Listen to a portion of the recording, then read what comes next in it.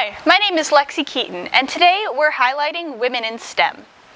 Are you a fan of learning about prehistoric animals like dinosaurs and maybe learning about rocks too? For fun, do you like solving puzzles and exploring the great outdoors? Well, paleontology is a great field that combines all of these interests and more. Let's take a look at a paleontologist, Myria Perez, and see how she combines these skills in a normal day on her job. My name is Myria Perez, and I'm an assistant fossil preparator at the Peru Museum of Nature and Science. I get to be a puzzler, I get to be a detective, I get to work with anatomy and geology. It's kind of a hodgepodge of different fields, and I love moving on my feet. Sometimes we get to go out in the field, which is super exciting. We get to puzzle things back together, uncover fossils that have been, hidden from the world for 70 million years. The first thing I do when I come in is I turn on all the lights and I get all the cameras ready so people can see what I'm working on, and I pick the fossil that I'm going to work on. And sometimes in the lab we get a new jacket and we have to saw it open, so we get to use power tools, and that's always fun. Right now I have one project that I'm working on and have been working on for maybe a couple months now.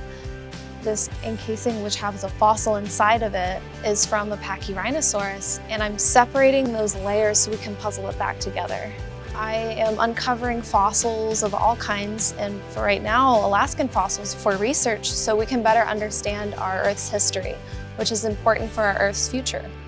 For me, it was always paleontology. I've always been the dinosaur kid growing up. My journey started very young. And I started really picking up paleontology when I became a volunteer at the age of 12 at the Houston Museum. And I started fossil prep. I gave tours in the museum, I went on digs with them, and from there I chose Southern Methodist University with Dr. Lewis Jacobs, who's a paleontologist there, because I knew I wanted to work in the fossil lab as an undergrad, and he would let me do it. Every once in a while, especially through my undergrad, I did struggle in some of my courses, and I thought, well, maybe this isn't for me. Maybe I don't belong in here. But through my mentors and all my supportive family and friends, I was able to get past that and continue paleontology.